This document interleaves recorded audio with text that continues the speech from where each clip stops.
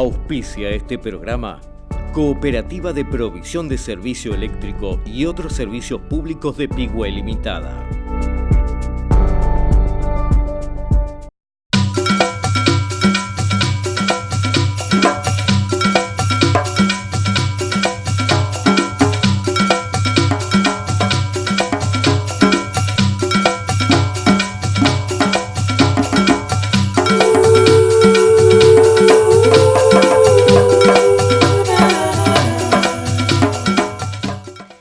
Siempre habían existido problemas de límites con Chile, pero el conflicto se agudiza cuando se concreta el Tratado de 1881. En 1895 se firma un tratado adicional que otorga a Chile el derecho al Pacífico y a la Argentina al Atlántico. Existía la posibilidad de un conflicto armado, ya que un avance sobre la zona demarcatoria podía suscitarlo. El clima de guerra motorizaba ansias de reforzar nuestra defensa nacional. Por ese motivo, se dispuso la adquisición de varios cruceros acorazados, la creación de una base naval en cercanías de Bahía Blanca. Se instalaron polígonos de tiro en las capitales de provincia.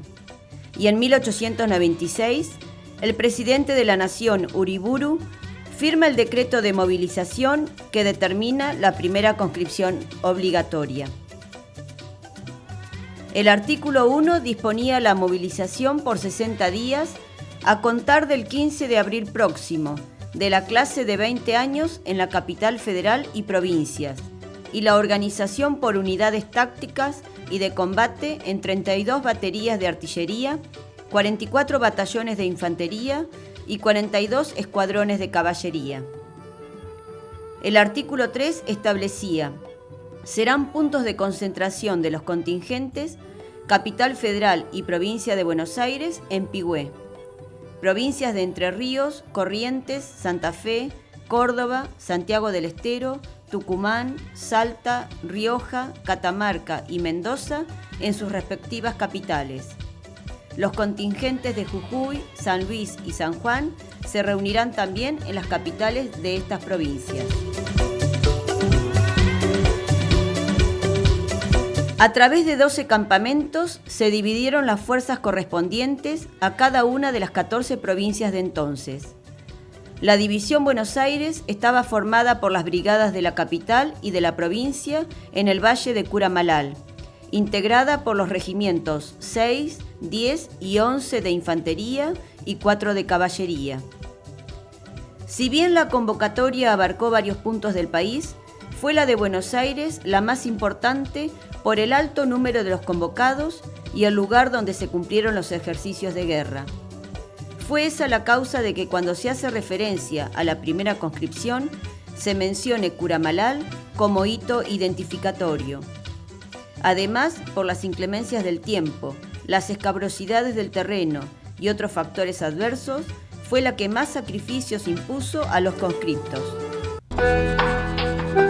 Luis María Campos, siendo comandante en jefe de la Guardia Nacional de Buenos Aires, fue designado para mandar la Guardia Nacional movilizada en Curamalal.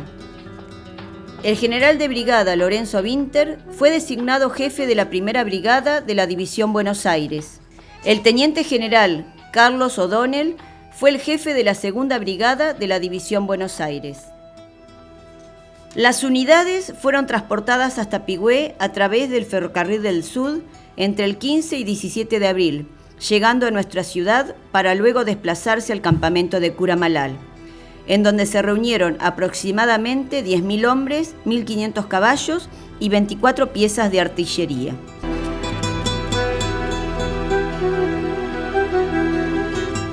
El viaje en tren hasta Pigüé duró alrededor de 15 horas, pero en 10 minutos la tropa había bajado y estaba formada para pasar la lista de llegada. La instalación provisional no dio gran trabajo, pues con la voz de Alto Primero y la de Rompan Filas, enseguida estuvo la operación terminada y los soldados establecidos en su campamento. Carpas no las había todavía, ni noticias ciertas de que fueran a llegar.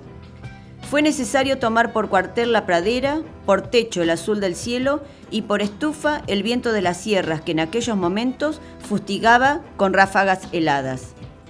El tren dejó a los contingentes en la estación Pigüé. En ese entonces, una pequeña población formada en su mayoría por colonos franceses. Allí permanecieron hasta la partida a Curamalal, durmiendo en el duro suelo, a la intemperie, algunos de ellos en la iglesia que estaba entonces a medio construir. Fue el primer encuentro de los jóvenes conscriptos con las crudas condiciones que les aguardaban, una especie de bautismo incruento de la vida militar en cuanto a las exigencias físicas que ella impone. Amadeo Baldrich, oficial del Ejército de Línea que ofició de corresponsal de La Nación, relata aspectos dignos de destacar, como la marcha desde Pigüé hasta Curamalal, 32 kilómetros en total, que la columna recorrió en 6 horas. Resalta que nuestra infantería, de llanura por tradición, se hará alpinista, andina, y es este carácter esencial la preocupación especial. Se hacía mención así de una especialización en la guerra con teatro de operaciones andino, sobre lo cual en ese entonces nuestro ejército carecía de experiencia, si bien contaba con antecedentes históricos gloriosos. Después de los primeros momentos de continuo trabajo, en que hubo que armar carpas, transportar pesadas cargas, pertrechos de guerra, cavar pozos y otras tareas inherentes a un asentamiento militar con numerosa tropa, soportando bajas temperaturas y vientos inclementes, dice que la vida en las carpas es ahora fácil y cómoda, refiriendo que se duerme cómodamente en colchonetas de paja seca, que la tropa come carne de vaca todos los días y los jueves una ración de carnero. Elogia la buena disposición de los soldados, su alto espíritu militar y su concientización de la misión patriótica que están cumpliendo, por tener noción de que el adiestramiento militar que reciben es parte de su obligación con el suelo nativo. Pero han quedado otras voces de Curamalal. Una de ellas fue Juan Padilla, un guardia nacional también convocado.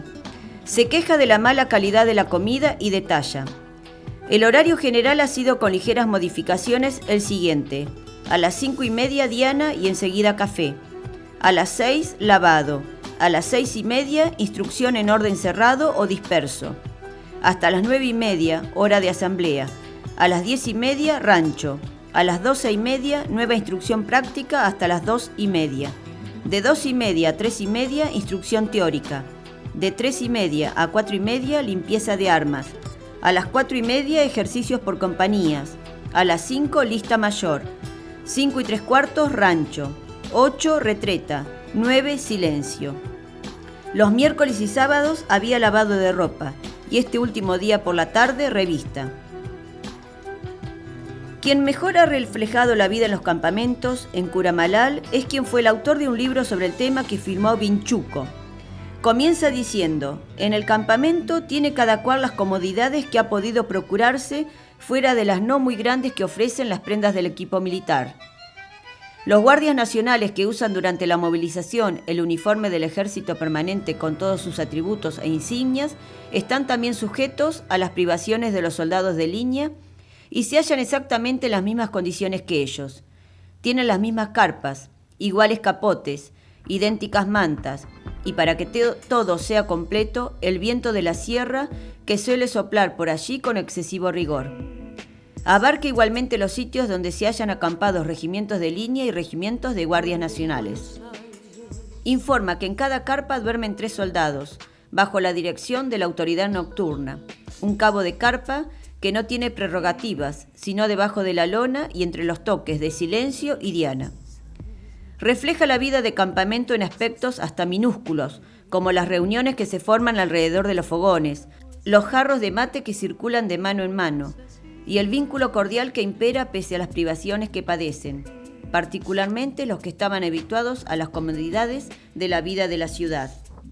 Se ocupa de la casa que ofrece los alrededores, perdices y martinetas, las que van a parar a la olla común para enriquecer el monótono rancho.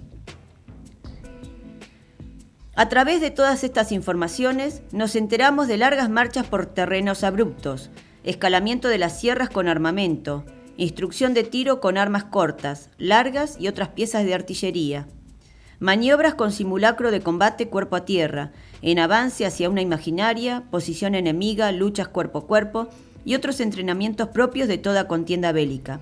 Los ejercicios militares se efectuaron con fusil Remington calibre 44 a percusión, con agarradera para aplicación de sable bayoneta, fusil corto para caballería y largo en la infantería.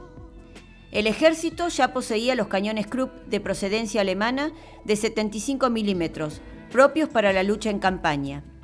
La caballería también estaba provista de la lanza coligüe, más simbólica que efectiva en la lucha, dadas las condiciones montañosas del suelo. Fueron 60 días de instrucción militar intensa que retemplaron los ánimos de ser parte activa de la defensa de la patria en caso de ser necesario. 60 días cumplidos en una región inhóspita, castigada por un clima cruel, ya que, como deja asentado Vinchuco, no hay allí términos medios. O sopla de las sierras un viento helado que no cesa ni un momento, o domina el sol caldeando la atmósfera con sus rayos. Temperatura templada. Días de primavera, como hay en todas partes, no se conocen allí. Cuando no hace mucho frío, hace mucho calor. Y sucede con frecuencia que después de un día de fuego, la temperatura cambia bruscamente, cayendo durante la noche una helada que hace bajar el termómetro hasta abajo del cero. La División Buenos Aires partió para Curamalal y regresó a los 60 días entre los aplausos y vítores de grandes muchedumbres. Se despedía y recibía al ciudadano soldado, ya que por primera vez se llamaba a las filas, sin excepción, a los argentinos de 20 años para que abandonaran sus puestos de trabajo o sus estudios, o ambas cosas a la vez, y concurrieran a los campamentos para aprender el manejo de las armas. El éxito del ensayo significaba un progreso nacional y una notable mejora en el ejército argentino. El regreso contó con el mismo fervor que la partida. Hubo un gran desfile de la División Buenos Aires. La columna militar se lució en las calles céntricas de la capital. Callao, Entre Ríos, Avenida y Plaza de Mayo. A su paso una muchedumbre, lo mismo que cuando la partida arrojaba flores a los primeros conscriptos de la patria, ahora convertidos en avesados soldados curtidos por soles y vientos inclementes. Se formó una comisión popular para agasajarlos y el presidente José Evaristo Uriburu pasó revista a la división. La Comisión Popular acuñó una medalla conmemorativa que fue entregada a cada uno de los que en las sierras de Curamalal, con sus escasos 20 años, habían escrito una página valiosa en la historia de los esfuerzos encaminados para fortalecer nuestra defensa nacional. 5 años después de esa primera conscripción, el 5 de diciembre de 1901, quedaba sancionado por la Ley 4031 el servicio militar obligatorio. Esta ley de la Nación era promulgada 5 días después por el Poder Ejecutivo, que el 5 de abril de 1902 dictaba el decreto por el cual se la reglamentaba. En ese mismo año, 1902, se convocaba la clase 1880. Quedaba así implantado el servicio militar obligatorio. Hubo una participación local en la primera conscripción. El sargento segundo Guillermo López revistió en la segunda compañía del segundo batallón del Regimiento 11 de Infantería de la segunda brigada. El soldado clase 1875, Roberto Ken, revistió en el primer escuadrón del Regimiento Primero de Caballería de la Primera Brigada, División Buenos Aires. El sargento segundo Antonio Felice, periodista propietario del Reflector, revistió en la segunda compañía del primer batallón del Regimiento Primero de Infantería de la Primera Brigada. El 22 de octubre de 1932 se inauguró el monumento al soldado desconocido, ubicado en la Plaza Sarmiento de nuestra ciudad. El monolito, que recuerda este hito histórico, fue inaugurado el 15 de abril de 1937 en un terreno donado por el señor Alejandro López y su señora Sara Pueyrredón, propietarios de la estancia Las Grutas. Ese sitio fue declarado lugar histórico en el año 1951. En el año 1971, para los 75 años de la primera conscripción, visitó nuestra ciudad el presidente de la Nación, Teniente General Alejandro Agustín Lanusse. Para recordar esa gesta, se inauguró el monumento ubicado en la entrada de nuestra ciudad. Todo el pueblo participó de esos actos junto a los últimos reservistas con vida: Juan Bautista Castelletti, Agustín Rosso y Jorge Bravo. En el año 1996, y para recordar el centenario de la primera conscripción argentina, se realizaron una serie de actividades para conmemorar este hecho histórico.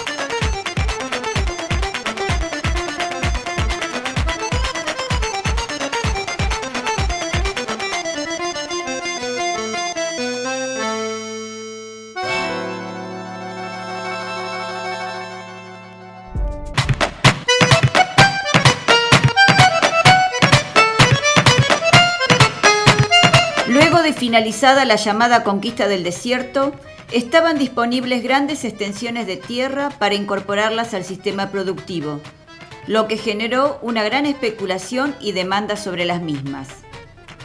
El teniente coronel Ángel Plaza Montero solicitó al gobierno de la provincia de Buenos Aires una extensión de tierras para fundar un establecimiento rural, cuyo objetivo era fomentar la cruza y refinamiento del ganado equino.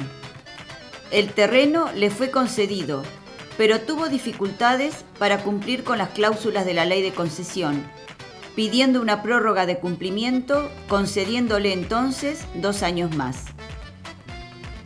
Montero se relacionó entonces con el capitalista Eduardo Casey, quien prometió conseguir el dinero en Londres, pero como no logró ese cometido, Casey le solicita a Montero la transferencia de la concesión a su nombre para poder llevar a cabo la operación por propia iniciativa.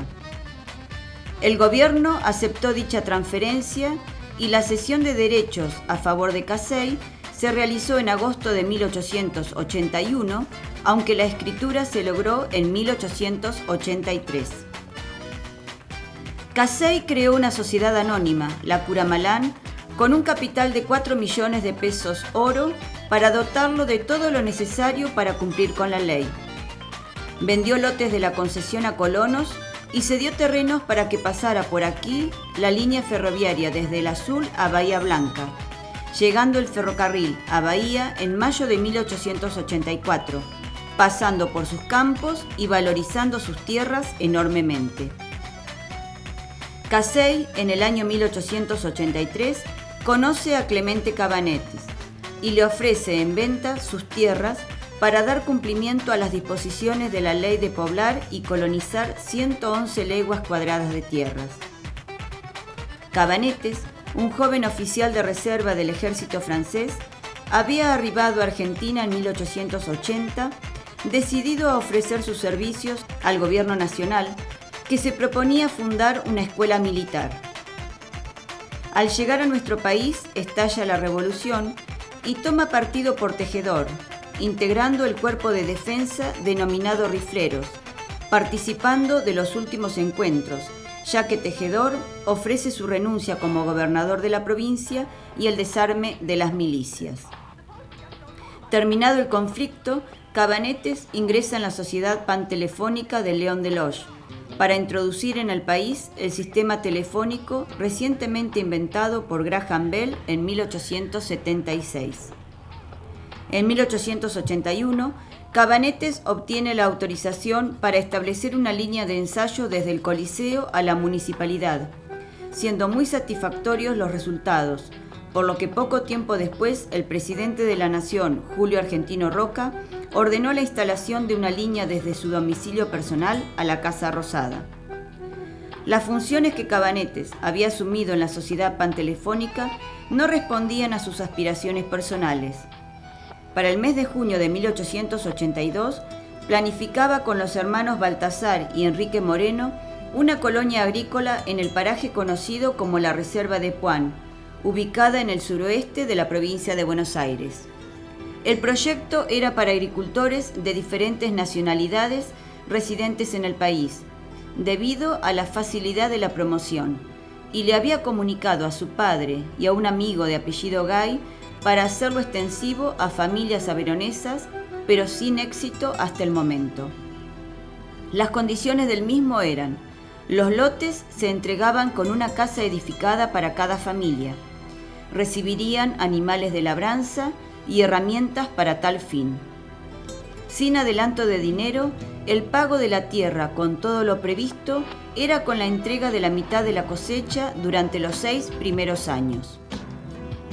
El 1 de junio de 1882, Cabanetes e Isalí se encuentran en las oficinas de la empresa telefónica, y a partir de ese momento el proyecto de colonización abierta se transforma en la fundación de una colonia averonesa en Argentina, debido a que Isalí era la persona adecuada para hacerse cargo de la campaña de información del proyecto en Averón y de organizar el contingente colonizador que los condujera hasta nuestro país. Francisco Isalí había llegado a Argentina con el propósito de recorrer las zonas agropecuarias más productivas, conocer las condiciones de venta y elegir la zona donde instalarse. Decidido el lugar donde establecerse, se disponía a regresar a Averón con el objetivo de buscar a su familia para establecerse en el país. Al conocer las condiciones propuestas por Cabanetes, no duda en hacerse cargo de la campaña para poner al alcance de sus compatriotas estas ventajosas posibilidades. Debió retrasar su partida hasta que Cabanetes contara con la escritura de las tierras otorgadas por el gobierno, y por tal motivo comenzó a trabajar como obrero carpintero en la Unión Telefónica hasta el 14 de mayo de 1883, fecha en la que partió hacia Francia, solo con la palabra de Cabanetes, sin ningún documento oficial que lo avalara, solo con la incondicionalidad de su entrega a un ideal largamente esperado. Para ese momento, el proyecto pasa a ser un plan cooperativo con una división de funciones entre Cabanetes e Izalí. El primero en Argentina, realizando las tareas legales y administrativas como tramitación de las escrituras, redacción de los prospectos y contratos, lo concerniente a la construcción de las casas prefabricadas y su traslado, compra de herramientas de labranza, animales, etc. E Izalí en Averón, interesando a las familias de agricultores en el proyecto de colonización y organización de su traslado hacia Pigüé. Para eso recorrió la región entrevistando a las familias, redactó y publicó comunicados en distintos periódicos, gestionó la documentación y pasaportes de varias personas, se comunicó con distintas empresas navieras para acordar precios de los pasajes, fechas de salidas, etc.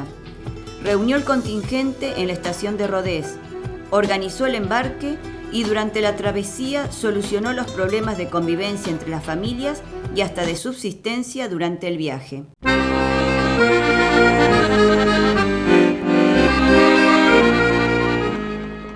4 de diciembre de 1884, la estación de ferrocarril de Pigüé reunió a los tres pilares de la colonización averonesa.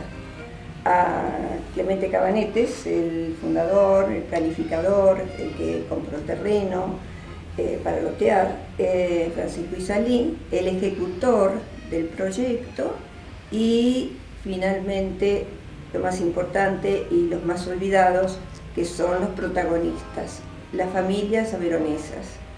Sin las familias averonesas no hubiera habido colonización aquí averonesa, por más que tuviéramos programas, por más que tuviéramos proyectos y por más que Izalí hubiera ido. Si no hubiera traído las familias, no hubiera habido colonización averonesa. Ellos se llevan los méritos y no tan conocidos. Y estas familias son alrededor de 40 familias, salieron allá con muchas de ellas con sus hijos muy chicos. El más chico tenía 3 años, después había varios de 4 y 5 años, de 7 años, es decir, después otros vinieron también con sus hijos adolescentes, pero el núcleo familiar, el despegue de ese núcleo familiar y de tantas familias en un lugar tan reducido como es Averón fue importantísimo, es decir, emocionalmente es un golpe muy fuerte. Y de ahí en más empezaron a padecer. 3 años de padecimiento absoluto, en silencio, en soledad. En primer lugar, el barco. Cuando llegan a embarcar a Bordón, mejor dicho, se encuentran con que no había camarotes para ellos. Por una serie de dificultades que se habían creado en París, al pedir una reducción del pasaje y demás, ahí se produjo este problema. La cuestión es que tuvieron que esperar en el buque un día entero hasta que volvieran con sus maderas y sus clavos, martillos y demás para preparar las camas. Y esas camas fueron hechas durante la noche, todo el transcurso de la noche, así que esa noche la pasaron como pudieron en el piso, y más al otro día también. De ahí en más fueron 30 días encerrados. porque solamente podían ir al puente 2 horas a lo sumo, cuando había sol, si llovía no salían. Y el problema de los mayores puede pasar, pero si pensamos en 30 días, niños de 3 años, que creo que hasta ese entonces hasta debían de tener pañales, 5 años, 30 días encerrados. Es decir, los chicos empezaron a sentirse mal la primera semana nada más, entonces lloraban noche y día, la gente grande se molestaba, y para colmo había españoles que les reprochaban permanentemente la conducta de los chicos, ¿no? Así que realmente fue un calvario realmente, y no solamente eso, sino que les faltó el pan y el agua. La familia de mi abuelo, es decir, mi bisabuelo con tías, estaban como todos en la bodega del barco. El abuelo había sido ubicado por el comandante al lado de él, porque el comandante no sabía francés. Y más estos hablaban en patois y en francés, una confusión total. Entonces lo puso el abuelo, que sí hablaba castellano también. Así que el abuelo iba a la mañana y se quedaba hasta la noche en la bodega. Un día llega y había una pelea muy seria entre 2 padres por un pedazo de pan para sus hijos. Ahora, ¿podemos imaginarnos esto? ¿Podemos imaginarnos ese padecimiento realmente con esta gente que no sabía dónde iba? Porque ahí sí que se creyó hasta engañada. Porque ¿qué? Se habían ofrecido una cosa y llegó otra. Llegan el 2 de diciembre, salen del Hotel del Inmigrante y van a la Estación Constitución. Ahí los estaba esperando Cabanetes. Resulta que no pueden embarcar los equipajes, así que se queda esa día hasta el día siguiente para hacerse cargo de los equipajes de las 160 personas, que no faltara uno y no faltó ninguno cuando llegaron. Entonces, el 3 a la mañana salen con Cabanetes, pero realmente no hablaban ni siquiera con él. Entonces, sobre todo las mujeres y los niños, imagínense lo que significa en un tren, en un espacio inmenso, donde miraban por una ventanilla y veían el cielo unirse con la tierra, en la otra ventanilla el cielo unirse con la tierra, es decir, el horizonte por donde quieran. En cambio, ellos estaban acostumbrados a que no hubiera ese horizonte, era la proximidad de las colinas verdes que tenían. Entonces, cada vez más seco, sin árboles, solamente un paisaje desolador, como era la Pampa 130 años atrás, 140 años. Recién había terminado la campaña al desierto, recién, así que esas tierras eran vírgenes absolutamente. Después de Azul, nada, la nada, absolutamente la nada. Imagínense lo que significa para esas familias que llegan de ese proceso del barco en esa situación y ahora tienen que sufrir esto. Y llegan a Pigüé, lo que todos sabemos, lo que todos empezamos a saber. Lo prometido en el contrato por Cabanetes no existía. La casa por la que ellos habían venido, que se iba a pagar en 6 años, no existía. El pozo de agua no existía. Fueron a parar a un galpón todos juntos, donde convivieron nuestros 8 días, 10, y eso es una historia hermosa por las anécdotas, pero no hay tiempo, quedará para otro momento. Bueno, la cuestión es que ellos llegan el 3 a la noche y el 4 se embarca y salí con todos los bártulos, 3 vagones ocupaban, y llegan a la estación.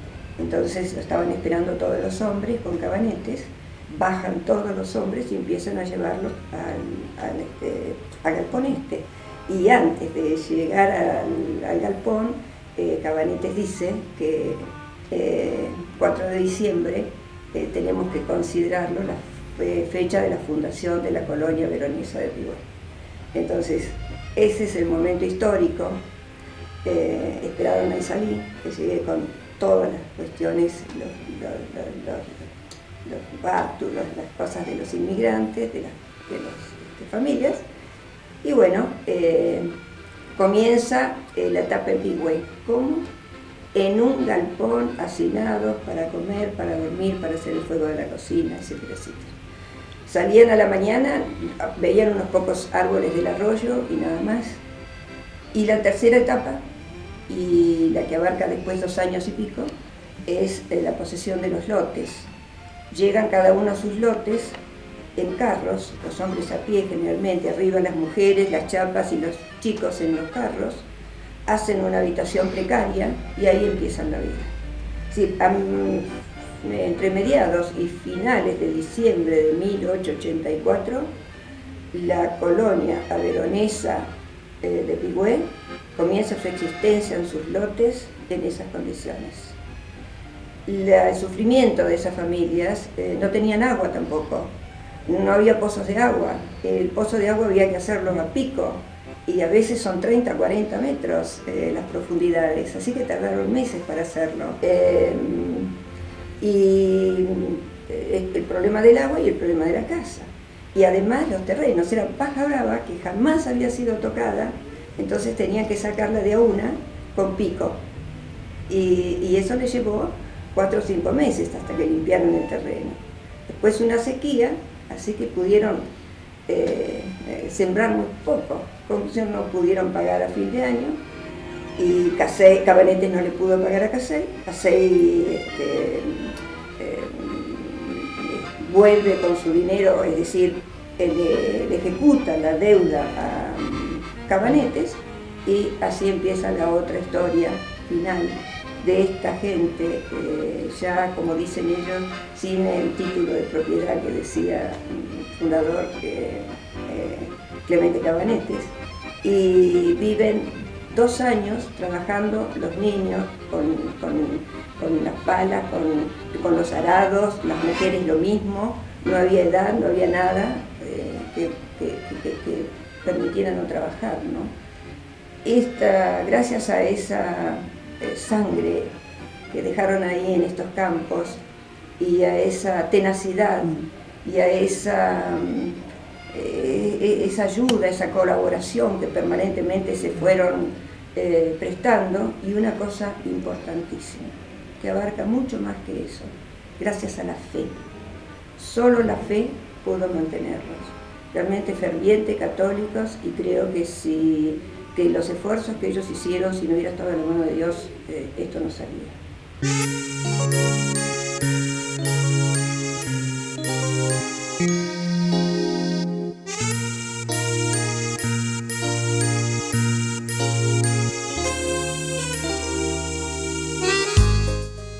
Los colonos llegaron aquí con un contrato firmado en Averón por Cabanetes, pero a poco de instalarse les fue retirado y suplido por otro en condiciones similares, y firmado también por Cabanetes en marzo de 1885.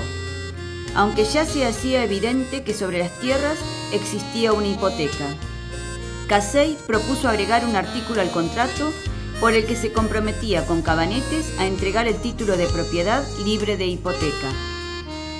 El tercer contrato y definitivo se realizó debido a que Cabanetes no pudo abonar a Casey la primera cuota de los terrenos, porque la cosecha de los colonos fue muy pobre y no pudieron enfrentar el pago de la primera cuota a él en enero de 1886. Casey ejecutó la deuda y las tierras volvieron a Casey, quien las adosó a la sociedad La Curamalán.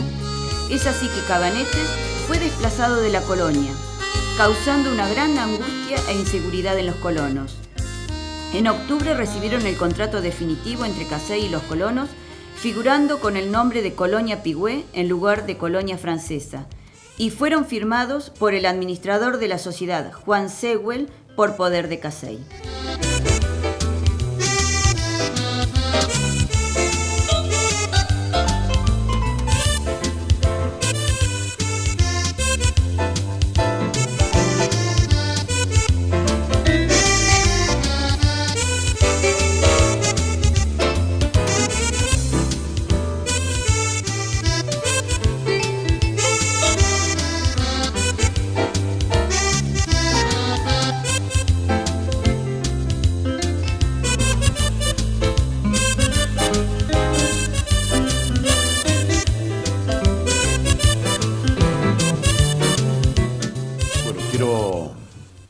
Agradecer a nuestra amiga Luján que me haya permitido participar de este nuevo trabajo suyo.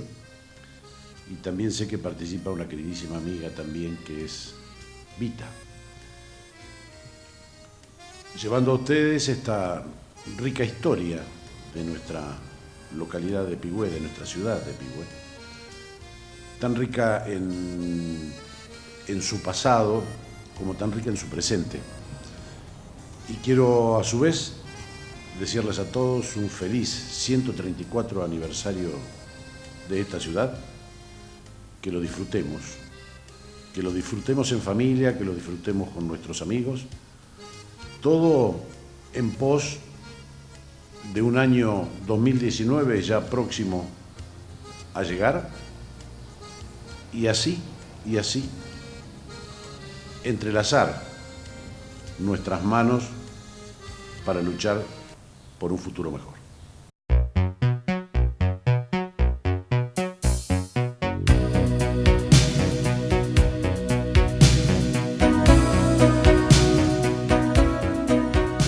Yo te quiero, Pigüé, con tu distante, con tu añorada y fértil geografía, con el canto feliz de tus gorriones cuando despierta jubiloso el día. Yo te quiero, Pigüé, con el dorado color de tus trigales encendidos, con las bestias que pasen en tus campos sobre alfombras de abrojo florecido. Yo te quiero, Pigüé, cuando tu viento me despeina el cabello y me acaricia, tu viento enamorado que te ronda, llenándote de voces y de risas. Yo te quiero, Pigüé, con el arroyo de oscuro verde gris que maravilla, y con tu claro cielo esplendoroso que mis días serenos ilumina. Con las piedras que brillan en tus sierras, con la torre eclesial, la que vigila el paso de los años y señala una senda por vidas bendecida. Yo te quiero en las tardes apacibles que retornan con vívidas imágenes, en estas noches húmedas que evocan otras noches de luna inolvidables. Yo te quiero, Pigüé, en tus solitarias calles de tosco y áspero empedrado, y pese al duro fruto de tu tierra cultivada con sueños y trabajo. Ya no quiero nostalgias en mi marcha, quiero hallar una fuente en mi camino para saciar la sed de tu distancia. Volver a un tiempo de bondad descalza, revivir los crepúsculos de barrio cuando el alma aún estaba en su crisálida. Por ti volver a recobrar el ritmo, a entretejer mi paz con el olivo y ser la dueña de mi propia historia.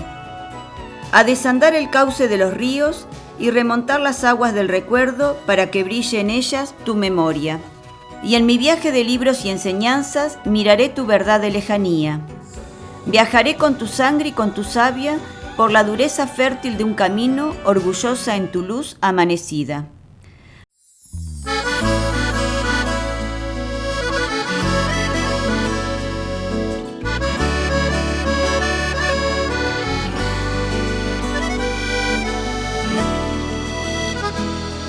Allí donde abrí mis ojos, bajo el cielo más hermoso, fui creciendo entre los brazos del amor.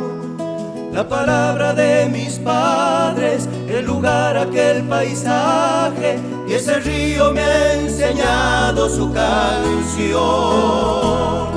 Y ahora que me encuentro lejos y el camino se hace lento, cada día sueño que voy a volver, a encontrar a mis amigos, a reírme como un niño. Todo al fin será lo mismo que fue ayer. A mi pueblo volveré, cruzando el tiempo, a sentir la melodía del silencio. Voy a andar en las mismas huellas sobre sus calles de tierra. Por las noches hablaré con las estrellas. A mi pueblo volveré, cruzando el tiempo, a sentir la melodía del silencio. Voy a andar en las mismas huellas sobre sus calles de tierra. Por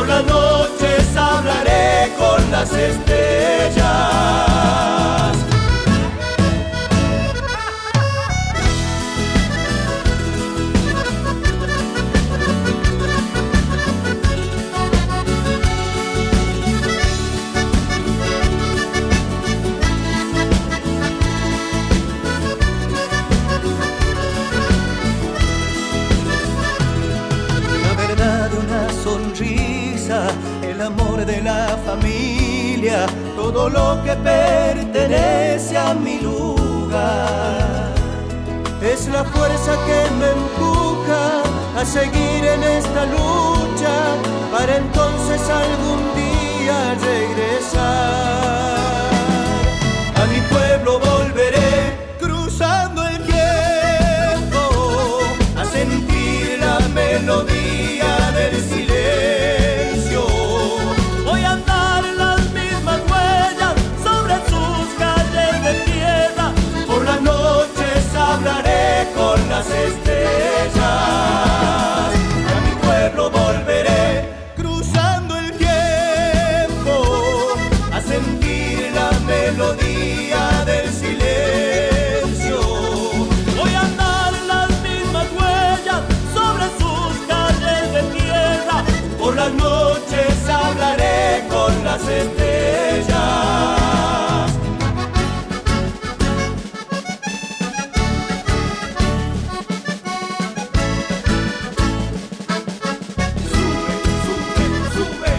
A mi pueblo volveré, cruzando el tiempo, a sentir la melodía del silencio.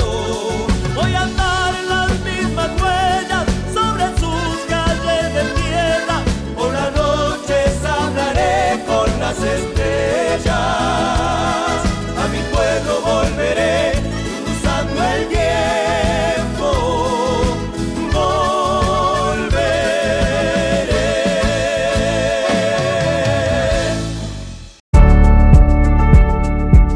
Auspició este programa Cooperativa de Provisión de Servicios Eléctricos y otros servicios públicos de Pigüé Limitada.